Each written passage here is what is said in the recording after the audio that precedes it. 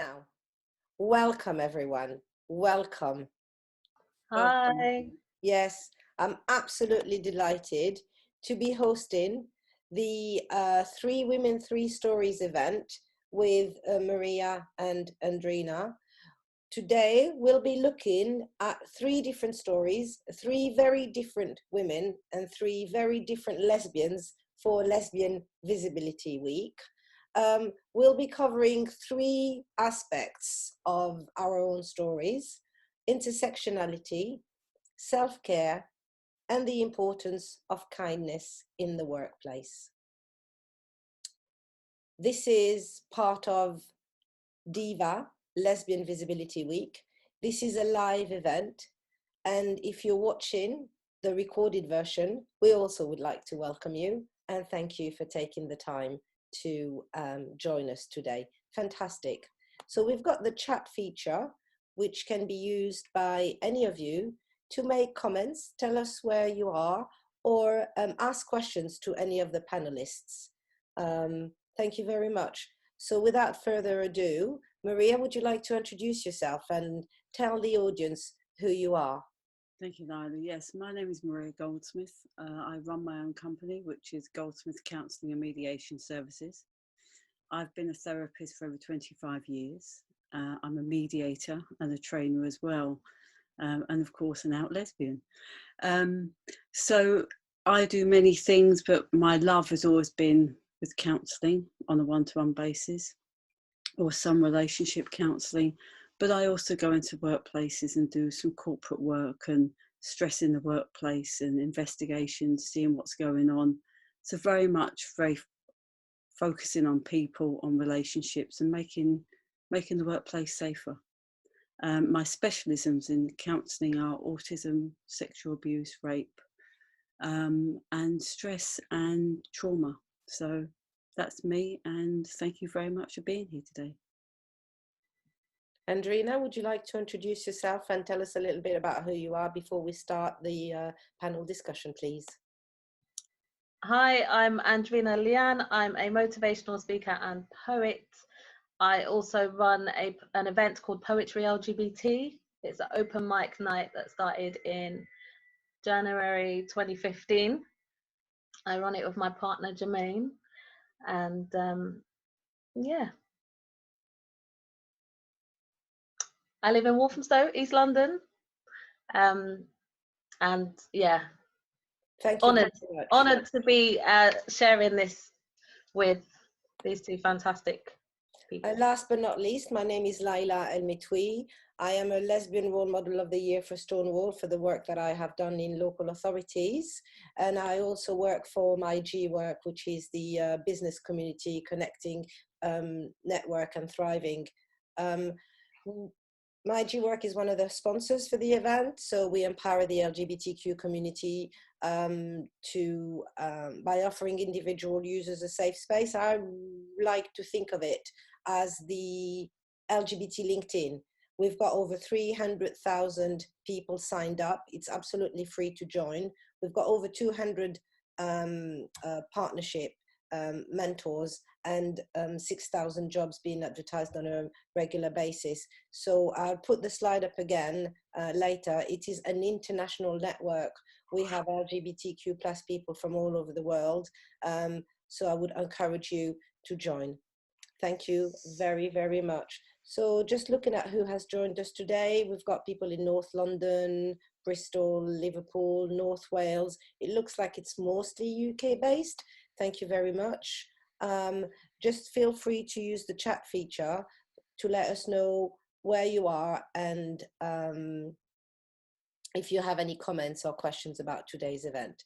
So let's start with a little game, shall we?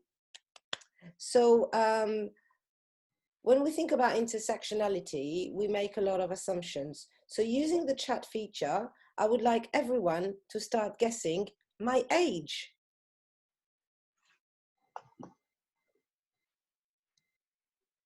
Hello from Birmingham. So my age, my ethnicity and race. Let me see if you can get this right. We've got a lot more people joining. 21. Claire, thank you very much. Are you single? That's fantastic. I really, really like the people. Danielle, 21 as well. Okay, fantastic. Carrie, 52. Some people say they know because I've told them, so that's not fair. Yes, I'm 52. What about where I'm from? Can anybody guess my nationality? Oh, my race and ethnicity. Obviously my sexual orientation. The cat's out of the bag because I'm the lesbian role model of the year, so that can't be. Egypt, French, 42 from Brazil. Okay, quite a lot of interesting British lesbian. Okay, I'm French, my family is from Tunisia, and my ethnicity is Arabic, and I'm 52. I'm a cisgendered woman with a hidden disability.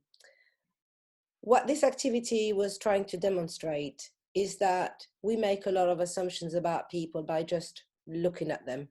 We make a lot of assumptions about people from the way they speak, how they behave, and we all have unconscious bias. And intersectionality is a list of characteristics and also multiple identities. I am a woman, I am 52, I am a lesbian. And it's really, really important to view that as, for me, a pyramid, where at the top of the pyramid, we have the white, cisgendered male from a privileged background. And then the more of the protected characteristics, which you have in the UK for the Equality Act 2010, the further down the pyramid we have, the more barriers I think we face. So intersectionality is about multiple identities, but it's also about the assumptions that we make about others. Claire Harvey did a fantastic workshop about resilience at 10 o'clock today. If you didn't see it, please just refer to it. And she talks about connecting people to your purpose and building authentic relationships. We can only be, in my view, build authentic relationship if we can be our authentic self. So I'll leave you that to think about it for a while. If you're watching the recorded version of this, pause and think about what it means for you to be your authentic self. We're living in really, really strange and unprecedented climate at the moment. And we're all affected one way or another, whether we've lost our job or whether we've lost someone recently, as is the case for a couple of us. We're both bereaved today on this session right now.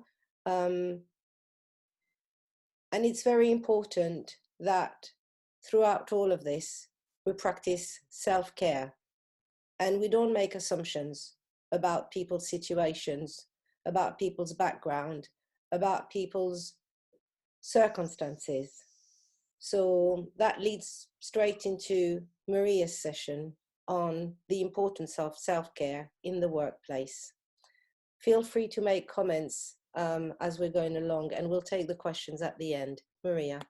Oh, thank you, Laila. And you're quite right, the authentic self and self-care in the workplace. Well, the workplace is predominantly become the home. And I feel that more now than ever, we need to think about self-care for us. But today I want to take you through a journey, and I want you to think about, one is what messages we're giving out. Two, what our messages are to young women. We're going to be talking and looking at an experience of a young girl, a woman, who one practices self-care and on the other door, the sliding doors, doesn't practice self-care. We're going to look at what is self-care, what is self-care, and I'm going to invite you to think about the path you choose. So we're going to do an awful lot in about 8 minutes. So thinking about young women, You know, a lot of us have got young women in the workplace, which has become the home. Everybody's very, very closely linked. What messages are we giving to our young women? I want you to really think about that and thinking about the self-care. What messages would we give to our young woman? I'm 50 years of age. Let's go back 40 years. What message would I give to my younger self? And what messages do we want to give to our younger generation? And thinking about self-care, thinking about in this, as you said, unprecedented climate. What is the self-care? What would we say to that younger woman? What would we say to the younger generation? And I want you to think about those answers and take them away. And if, in fact, the answers that you would give to yourself back then, perhaps you'd be given to yourself now. Shall we see whether the audience wants to share some messages of self-care? That would be wonderful. So the question is, what would you say to your younger self? And what messages do you want to give to the younger women? Maria, what would you say to your younger self? That actually you are good enough. Andreena? I would say, don't worry, you're going to be fine. You'll be fine. That's what I'd say. Laila, what about you? It's going to be all right, mate. Don't worry. So I'm wondering if we've got any answers yet. Okay, well, you're doing good, kid. Be kinder, be more patient, be gentle. So perhaps we can move on and pick them up at the end. So what I'd also want you to think about is the subtext that we're giving out. And when was the last time you put yourself first? When was the last time you said no, especially at the moment? You know, a lot of us are working, living at home. When was the last time you said, it's okay for me to take some time out rather than being on call 24/7? It's about power and empowering ourselves and giving ourselves the power to be able to say, actually, I'm good enough, or it's okay for me to take some time. As I said earlier, we're going to look at one young woman's journey and leading into adulthood, and it's going to be like sliding doors. Now, some of you may be old enough to remember the film, certainly I do, and some of you may not, but sliding doors is about looking at the same situation in two different views. So this is a story about a young woman who was born in the late 60s. It was a very traumatic birth. Mum was in intensive care. The daughter, you know, and mother were reunited after a few months. The mother was in a traumatic and abusive relationship. The child was growing up living in that. At 4, the child got meningitis, and then had special needs because of it, one being dyslexia. Mother continued in a relationship, became divorced. Another abusive relationship followed, of course, until her death when the young child was 7, in a car crash. There was no support, and already that child wasn't taught how to self-love because the mother and the grandmother were not self-loving. So the child was growing up with obesity problems, went to school, was bullied, went to senior school. That was her salvation, because she then developed the mask. And I'm sure the mask is something that many of us actually know how to put on. What was going on behind the mask was self-loathing, self-hatred, alcohol addictions, sexual promiscuousness, went into a job, was feeling a fraud, all of these things into various sexual relationships, various relationships with women, but never really loving herself until it all crashed down. Unfortunately, her health went, her relationship went. She was feeling suicidal. She was made redundant. She hit rock bottom and she hated herself. There was no self-love there at all. And she had a decision. What does she want to do? Live or die? She chose life. And the first step was to start to love herself, or even like herself, forgive herself for her perceived mistakes. And it took a long time, but little by little she started to love herself or like herself and build up, getting back into the workplace, getting back into relationships and starting to say, actually, that's not okay for me to be treated like that. And she built up herself. And I know that every day is a battle. The voices in her head are still there, but she's learned how to cope with them, how to talk to them. That was a journey about somebody who wasn't taught, who didn't know how to self-love, who didn't know how to self-care. And I would imagine there is many people, many women listening today, hearing that, can identify with some of that. The other sliding door, of course, is very much quicker and very much easier. And that is about a woman that learnt to, or a child that learnt to love themselves, who liked themselves, who was told it was okay to look after themselves, who was told it was okay to put themselves first. And of course, they may have had the trauma of the mother's death, they may have had the trauma of the meningitis, but the fundamental was that they loved themselves and they would have gone on to the positive relationships. Life wouldn't have been perfect, but certainly it would have been an awful lot easier than the other path. So what I'd like to do is to invite you now to think about what self-care is for you, especially at the moment, especially, when we receive bereavements.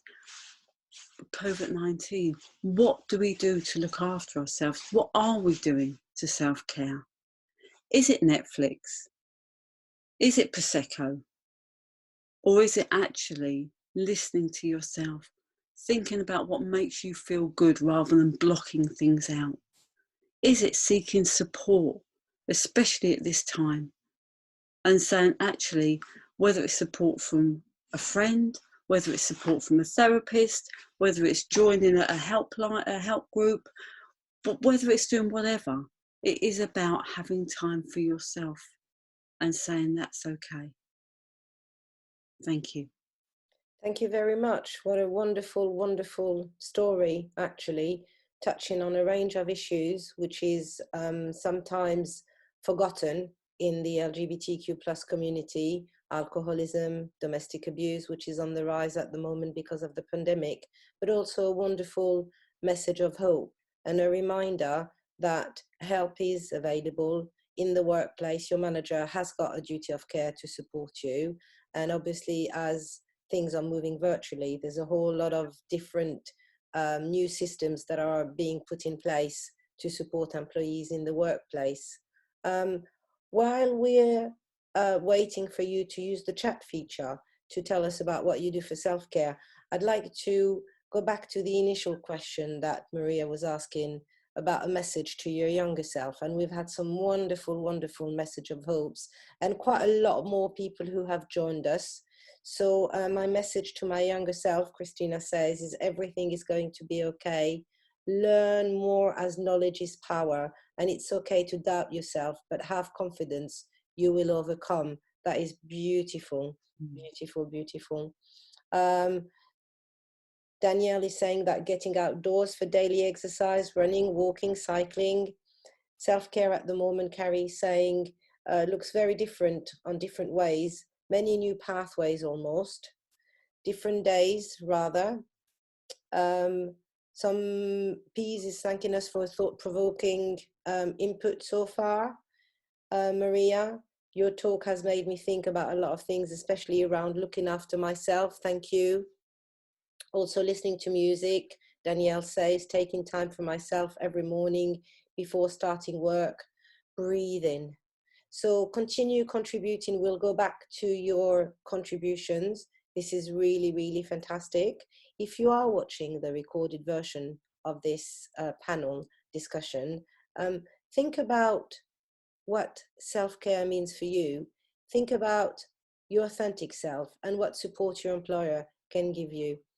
Now, for a very different story, I'd like to invite Andreena to share hers with us. Thank you. Hi, thank you. Wow, it has been quite thought-provoking, isn't it, this? Yeah, I'm gonna do my introductory poem. Hope everyone's, enjoying this webinar so far. This poem is called I Am Free. I came out as a lesbian in 2003. All the clues were there, it's just that I couldn't see. People knew I was gay before me. Or is it that I didn't want to see and be true to me? People were too judgmental back then, in the 90s and way back when. I'm gonna take a bow because I'm happy now. I am free. I am finally free to be who I'm meant to be. Loving living this life, this reality within the LGBTIQ+ community. My family may not be proud of me, but I'm able to maintain my sanity and not let them get the better of me mentally. Live and let live, I say, because every dog has its day. Life is for living, come what may. Thank you. So that poem, I Am Free, yeah, it's quite interesting, really. I'm an out and proud lesbian. I'm very visible. I've been with my partner for 7 years now. GJ, as you might know, we do Poetry LGBT together. Yeah, and I just think us being together is like activism, because she's quite masculine identified and I'd say I'm quite feminine, and people are always looking at us, is that a man, is that a man, is that a woman? She gets a lot of grief at work about her gender identity and stuff like that. We both identify as lesbians and together, yeah. But that's another webinar for another day. But visibility is really, really important. My next poem, as we're talking about work and the impact of work and kindness in the workplace and things like that, my poem, the next one, is about a manager that I had when I was working in the NHS. And this woman, like, she was a nightmare. She just did not like me. We didn't get on.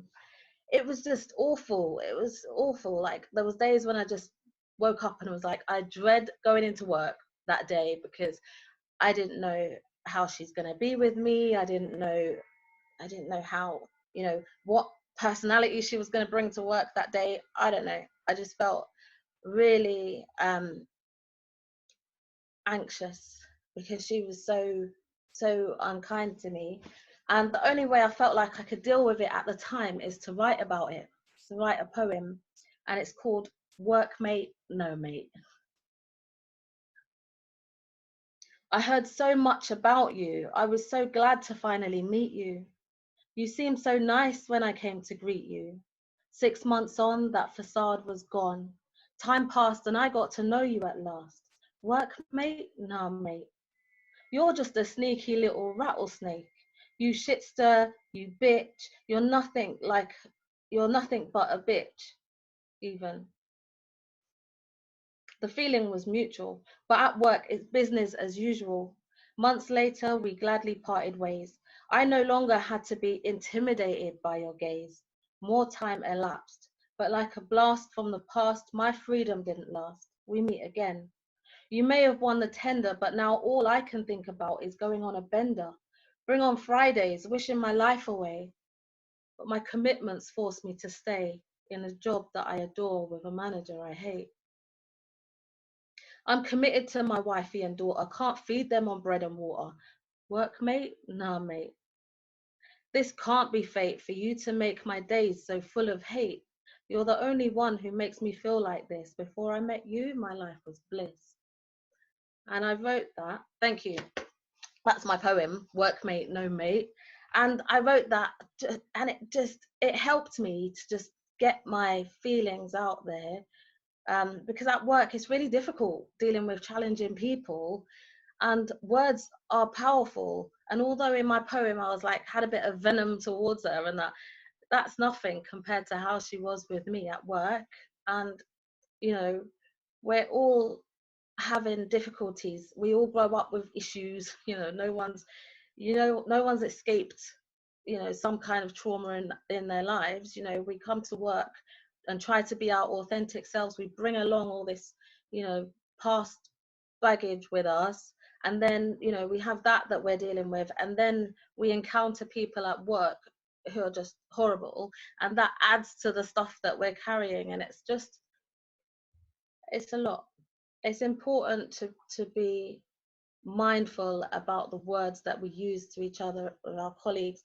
I know that this current situation, this COVID-19 pandemic, is gonna unearth a lot of things. You know, there might be some tension in the atmosphere, with regards to, like, some people having to work from home, some people are not working from home. There might be some tension, some resentment there. There's also some sort of like productivity contest going on, who could be more productive. It's not a competition during this time. There's a lot of people going through a lot of things, but it's important to reiterate the importance of kindness in the workplace and everywhere else for that matter, you know, because we all need to look out for one another, and it's, you know, we're all kind of in this together. So I'm sure there's a lot that you guys can take away from this whole talk. You know, both Maria and Laila have said some really thought-provoking and interesting things. There's a few things that I like to do for self-care. I like to have long, relaxing baths. I've got a quiet corner in the bedroom where I just sit quietly, sometimes for a good hour, and just breathe, you know. Those seem to help me. But the two things I'd like you to take away from this talk is to remember that words are powerful, and kindness is very, very important. Just to be mindful about the words that we use with each other. And the second thing I'd like you to take away from this is journaling. I love it. I love writing down my thoughts, my feelings and things. I love doing that, because although I've only found it over the past, say, 6 years, journaling and writing, it's really helped me immensely. It's helped me to process my emotions. It's helped me to deal with certain things, you know. Yes, I'd like you to take those two things away. I'm going to share my screen with you so that you can see my contact details and where to find me.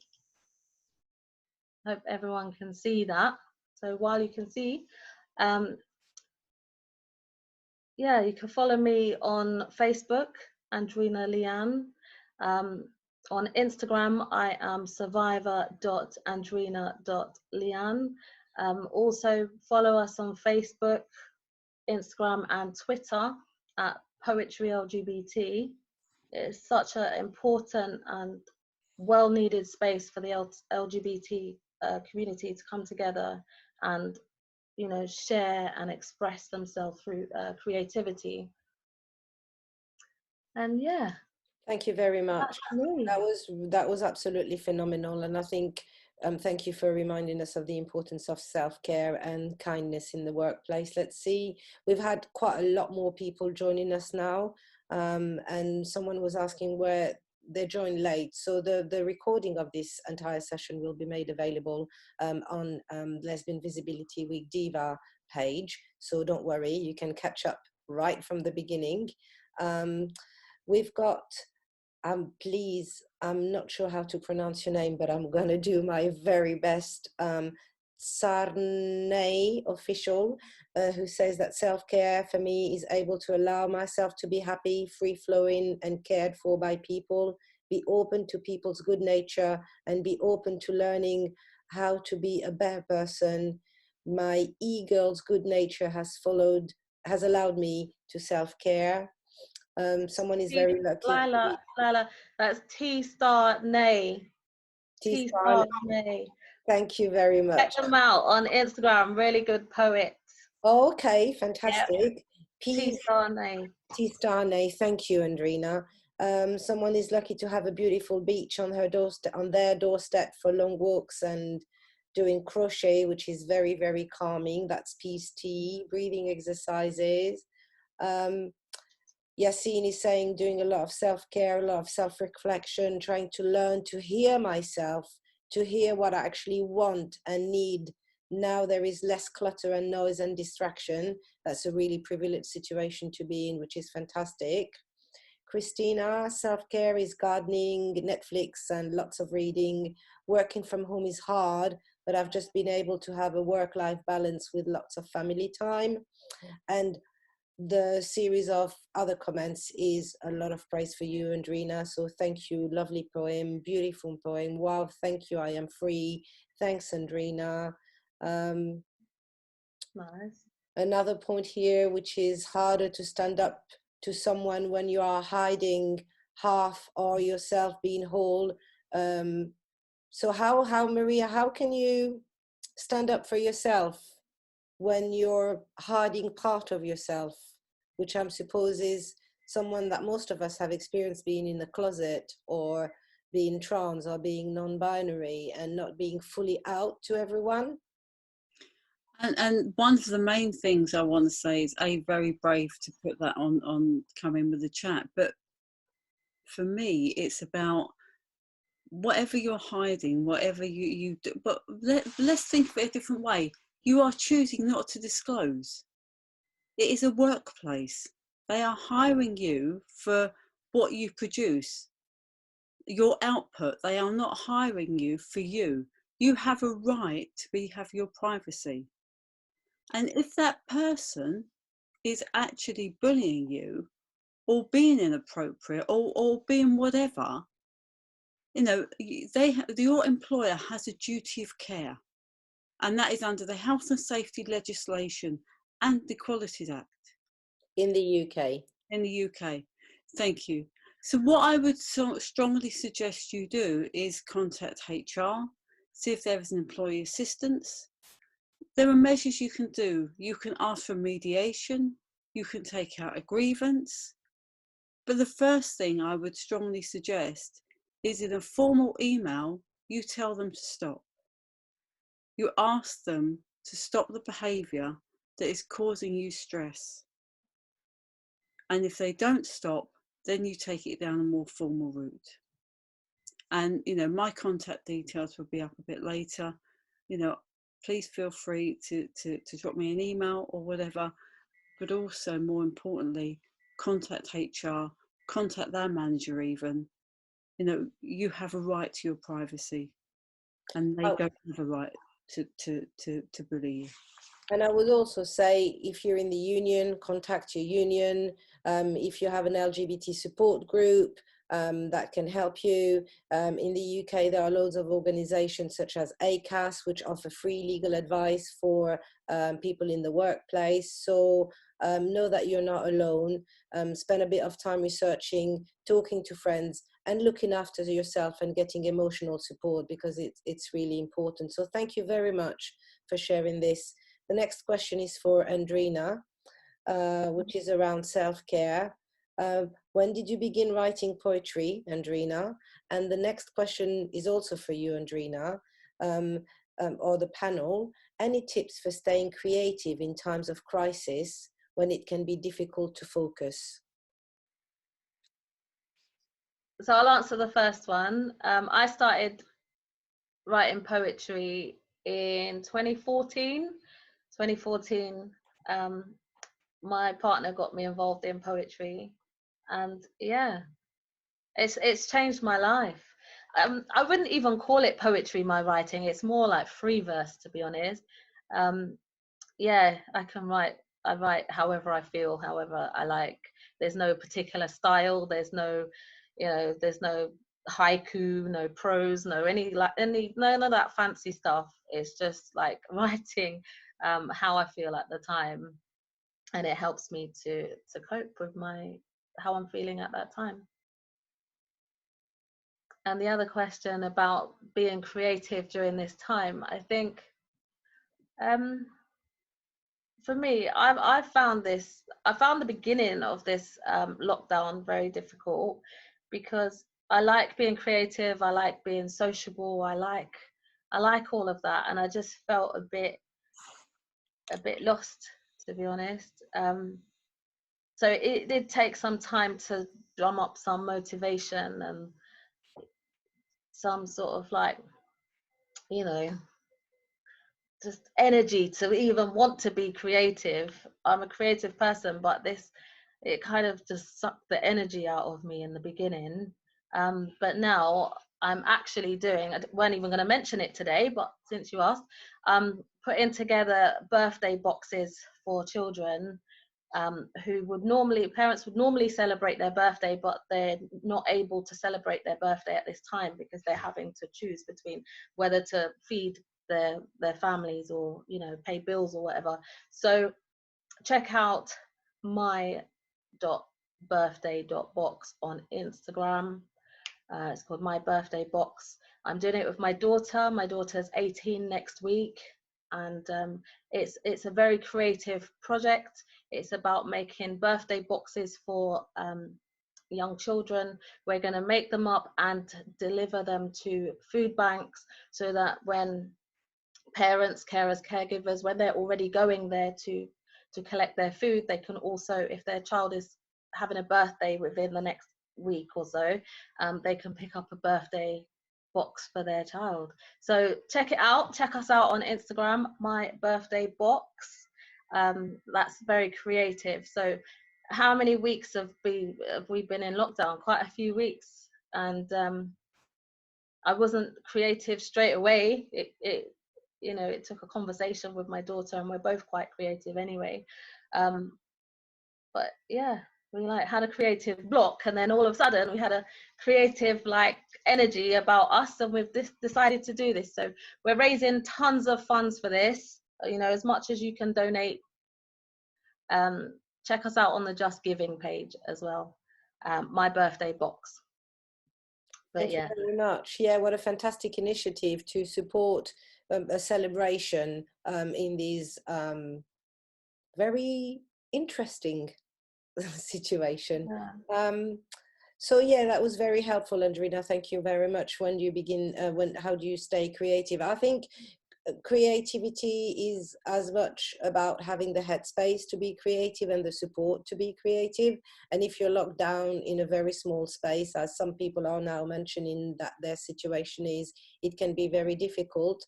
But also the light at the end of the tunnel is just look out what other people are doing. If I get a dry spell in creating resources, I just look at other people, and all of a sudden I get like a spark or a creation. And as Maria was saying, getting support, practicing self-care is really, really important. So let's have a look at what else we have. But can I just say one thing? There's actually quite a few of online training that's becoming more and more available and free. I'm just actually starting to become a mindfulness trainer, but there's so much resources out there, and it's as you say, that is part of the support that is out there as well. And for those of us who joined us late, mygwork.com is offering a range of free webinars on how to manage stress, how to have difficult conversation. So just check them out. So Angela is saying that recognizing we all have challenges and can respond to each other with kindness. Being kind may mean taking action. Also a question from Angela: what fears, if any, do you have about being your authentic self? So I'll put this question to both of you. What fears do you have about being your authentic self, if any? I think for me, the fear would probably be about what I've always thought about, what people think. I've always cared about what people think, and it's only recently, to be honest, since sharing my journey about my experience of childhood sexual abuse and stuff like that, that's that was difficult. Like the vulnerability, I felt really vulnerable. So yeah, being your authentic self sometimes is sort of like exposing yourself, you know, like when you're talking honestly about things that you've experienced and been through, the vulnerability is, yeah. At first, it's taken me like 30 odd years to share my story, because of fear of what people thought and fear about how I felt. But I found that as I've got older, you know, I'm nearly 40, believe it or not. Yeah, I've got more courage almost. Yeah. Did that answer the question? Yeah, kind of. Yeah, have you got anything to add? Well, I think vulnerability and exposure, you know, are the key words. But I think by being our authentic self, we then lay ourselves open to be rejected, and it's really frightening. But I think that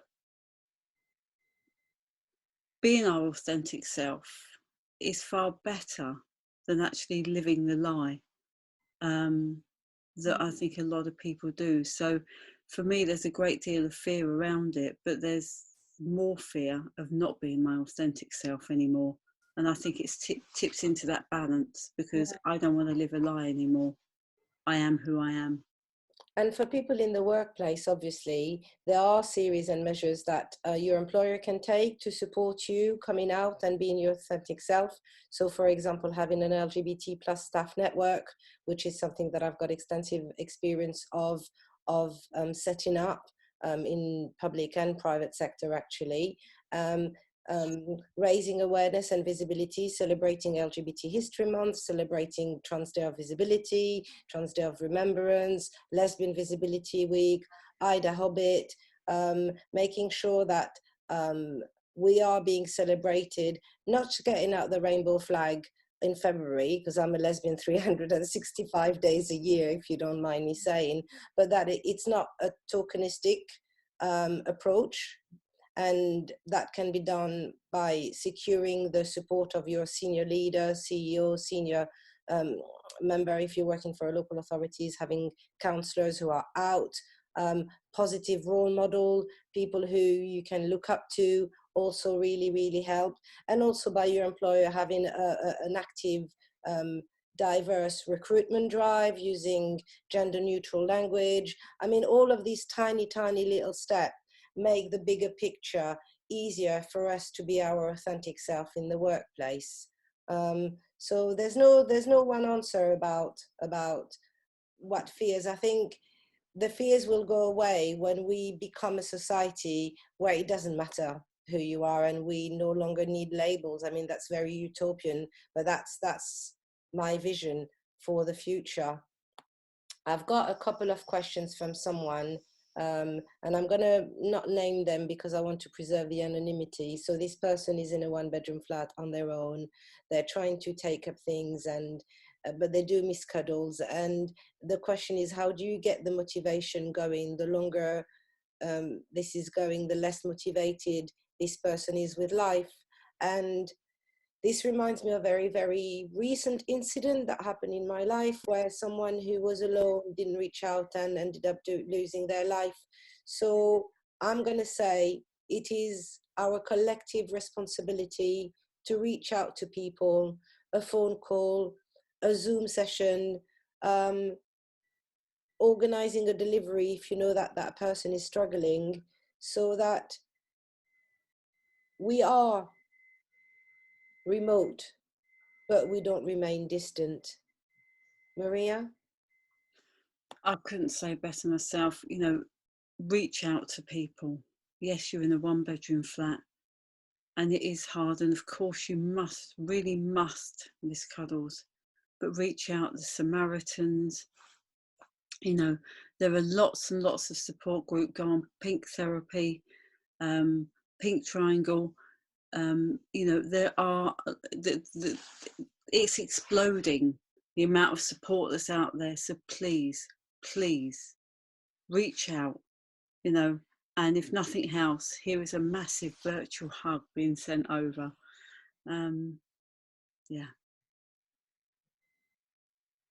So Angela said that our answers around being our authentic self was very, very helpful.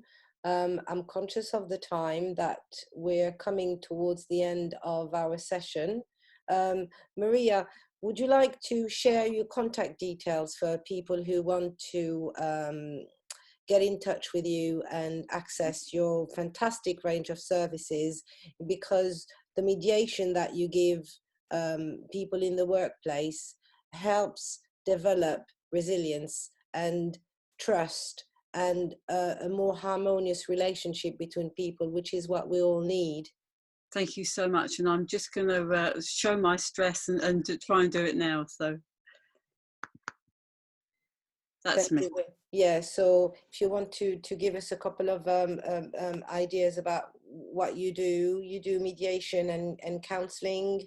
I do, you know, mediation, I do counselling in the workplace, and there you go. So I also do, obviously, therapy privately, and deal with post-traumatic stress disorder. If in doubt, contact me, and I will be happy to speak to you.